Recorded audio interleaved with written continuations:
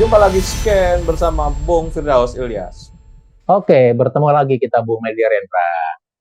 Desak Anies, sebuah program yang lahir begitu saja ya, yang dia organik gitu, yang tidak terencana gitu. Tiba-tiba menjadi sebuah program, saya kira ini menarik ya. Jadi di kerumunan masyarakat, di kelompok-kelompok sosial yang berbeda, di sektor-sektor yang berbeda, kita menggali masalah, kita mencari solusi gitu ya, dengan capres ya, dengan kontroversi-kontroversi yang ada di situ, penajaman-penajaman yang ada di situ. Saya kira ini akan lebih baik daripada debat basa-basi di KPU, Bung Firdaus. Iya, betul Bung Meldi. Jadi kalau kita lihat Desak Anies ini menjadi brand sendiri ya dan itu identik dengan Anies Baswedan. Dan kita lihat program Desak Anies ini merupakan dialog interaktif antara Anies dengan konstituen gitu ya, baik itu calon pemilih ataupun juga masyarakat luas, baik itu di kampus atau tempat-tempat lain begitu. Nah, di dalam program Desak Anies ini kita melihat bagaimana gitu pertanyaan-pertanyaan atau program-program itu disampaikan, kemudian mendapat respon dari publik. Dan saya pikir ini salah satu mekanisme sosialisasi program atau ide-ide dari seorang capres kebetulan untuk Anies Baswedan begitu, dan di mana publik punya kesempatan untuk menguji, memvalidasi apakah ide-ide tersebut merupakan ide yang bisa valid diangkat sebagai sebuah program begitu ya, cukup realistis gitu, dan kemudian bagaimana penerapannya nanti gitu. Dan saya pikir dengan Desak Anies gitu ya, dengan program ini Anies sebenarnya mendapatkan feedback yang cukup banyak. Terlebih kalau kita lihat ya, seorang figur Anies Baswedan yang sudah terbiasa dalam diskusi publik diskursus memperdebatkan hal sesuatu gitu ya, baik dari sisi konsep atau normatif begitu ya, termasuk nanti bagaimana mencoba menggali kira-kira solusi seperti apa begitu. Nah, Ya, ini pertanyaan kita adalah nanti gitu ya, apakah nanti ini cukup efektif untuk menjangkau, terutama untuk menambal debat-debat formal atau event-event formal yang diadakan oleh KPU atau pemerintah, Bu Meldi, begitu. ini termasuk menyamakan tone-nya, Bung Firdaus. Jadi nada dasar sama gitu ya. Dia ngambil nadanya di mana? Dengan masyarakat. Sehingga bahasa-bahasa yang sulit bisa dipakai di forum-forum seperti debat Anies ya. Jadi forum-forum kelompok capirnya saya kira bagus juga nih untuk politik Indonesia ke depan. Jadi bahasa yang ditangkap dengan solusi yang diberikan itu bahasanya apa ya, lateral atau horizontal gitu ya, tidak sulit-sulit gitu bahasanya. Sehingga si masyarakatnya atau kelompok masyarakat ya atau generasi-generasi itu langsung menangkap hari itu, oh maksudnya ini nih gitu ya. Dan ini juga keluasan cara berpikir capres ya. Semakin si capres ini seorang generalis yang kuat ya, pengetahuan dia tentang apa saja kuat, dia akan secara spontan menjawab di situ. Artinya kalau dia spontan berarti dia siap dong dengan program-program yang mungkin saja terjadi banyak hal di masyarakat, sehingga ini adalah sebuah ya kesiapan. Jadi ukuran-ukuran yang saya kira orisinil yang ada di forum-forum itu dengan masyarakat melihat, wah ini idenya orisinil, wah ini yang kita cari, dan ini sesuai, atau kalau tidak sesuai, masyarakat bisa langsung bantah, Bung Firdaus. Iya, betul. Jadi karena memang momennya spontan, walaupun itu dalam event apa ya, sosialisasi atau kampanye pasangan ya, yang kalau kita katakan kan mereka sudah punya segmen masing-masing, Bu Meldi ya gitu. Anies punya segmennya sendiri, kemudian Prabowo punya segmennya sendiri, gitu ya. Begitu juga dengan Ganjar gitu. Tetapi yang menjadi nilai plus dalam forum ini adalah bagaimana tidak hanya sekedar menyamakan frekuensi, Bu Meldi, atau mencoba mengkalibrasi kira-kira ide ini yang paling diterima publik apa sih, begitu ya, gitu. Tetapi juga kita melihat misalnya ini semacam ajang untuk verifikasi begitu. Jadi pada satu sisi untuk keuntungan publik, publik menjadi lebih paham kira-kira apa yang ditawarkan gitu ya, yang ditawarkan oleh pasangan capres-cawapres gitu, baik itu capres-cawapresnya untuk program-program ini. Kadang-kadang kita kesulitan menelah gitu ya, atau menafsirkan kira-kira ini programnya maksudnya apa begitu. Mungkin karena persoalan bahasa, persoalan apa namanya budaya atau kultur begitu.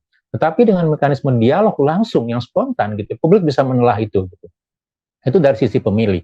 Dari sisi seorang calon kandidat atau tim ses, kita kira-kira bisa melakukan semacam fine tuning gitu. Kira-kira, oh ya, untuk program ini, ide ini sebenarnya maksudnya bukan A penyampainya tapi B gitu ya.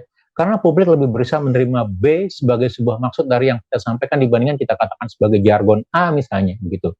Dan dari kedalaman pemahaman dia gitu ya, maka exercise ini akan menjadi semacam pengayaan materi gitu. Karena sekali lagi kalau kita katakan dokumen misi visi program kerja yang disampaikan kepada KPU itu merupakan sekedar formalitas, tetapi nanti agenda kerja aktual adalah agenda-agenda yang didapatkan di persoalan-persoalan yang terjadi di sekitar kita, apa yang didapatkan dalam diskursus, diskusi, perdebatan, begitu ya, pertarungan sengit ide dan program begitu. Dan saya pikir ini akan menjadi kekayaan tersendiri untuk seorang ya pasangan Amin begitu terutama Anies Baswedan di dalam melihat persoalan publik begitu. Dan mudah-mudahan begitu ya dengan adanya debat apa namanya desak Anies atau program-program instan, program-program spontan yang mendekatkan publik dengan masing-masing kandidatnya, kita akan mendapatkan intisari dari persoalan Indonesia itu seperti apa. Dan kalau kita paham intisari persoalannya, kita berharap juga masing-masing capres cawapres bisa mengeluarkan ide atau program yang paling baik, yang paling betul, yang paling berintegritas untuk kepentingan publik, Bung Meli. Jadi ini sebenarnya kelebihan dari program desak Anies atau yang lainnya, Bung Meli.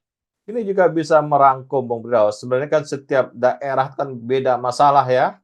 Di daerah Betul. Sumatera, daerah Kalimantan, Sulawesi, Jawa kan beda-beda masalah.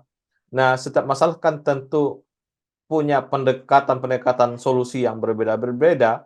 Ini kekayaan dari capres ini tentang solusi-solusi yang berbeda ini yang dibutuhkan di Republik ini, Bung Firdaus. Jadi tidak ada sebuah masalah di Republik ini dipukul rata sama gitu ya.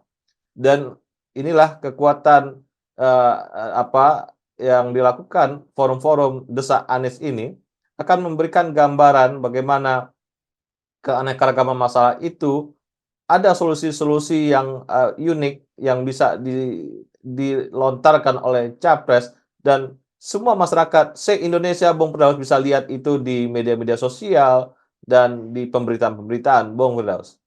Iya, betul. Jadi kalau kita lihat dari program atau ajang ketemu konstituen, melakukan tour of duty, melakukan exposure, melakukan diskusi, begitu ya, kita akan melihat kira-kira apa yang menjadi pokok persoalan, terutama kalau kita bicara dalam konteks sektoral atau daerah ya Bung Neldi ya, tematiknya secara umum pasti berbeda-beda, gitu. Walaupun secara garis besar kita bisa mengemas kalau kita bicara kampanye, tone kampanye atau apa ya genre kampanye. Secara generik untuk nasional ada yang sesuatu yang sifatnya sama. Persoalan kemiskinan, persoalan apa tenaga kerja, ekonomi, harga pangan segala macam. Tetapi ketika kita ketemu dalam segmen tertentu, hal-hal yang sifatnya lebih spesifik begitu ya. Dan di sini dituntut kelihayan dan kepandaian tim ses ataupun juga semacam apa ya konsultannya untuk melihat kira-kira apa yang menjadi isu pokok di masing-masing daerah, Bu Meli, gitu. Kemudian diolah, kemudian disampaikan gitu dalam bentuk konteks-konteks yang berbeda ya. Masing-masing daerah punya konteksnya sendiri, punya pokok persoalannya sendiri begitu. Dan inilah menjadi semacam inventaris atau daftar DIM, kalau kita bicara DIM ya, masalah di masing-masing di daerah dan itu bisa diakumulasikan menjadi persoalan pokok nasional begitu. Dan ini yang saya pikir menjadi salah satu syarat juga, menjadi cap juga bagi seorang pemimpin, terutama presiden, bagaimana dia bisa merangkum semua persoalan-persoalan kedaerahan, kemudian dengan otoritas dan kewenangannya nanti mengkoordinasikan, memberikan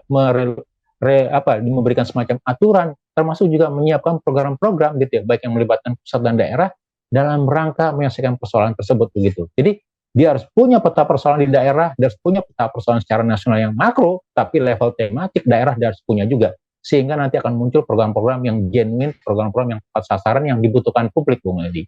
Iya, terima kasih Bung Firdaus. Iya, sama-sama Bung Meldi, terima kasih banyak.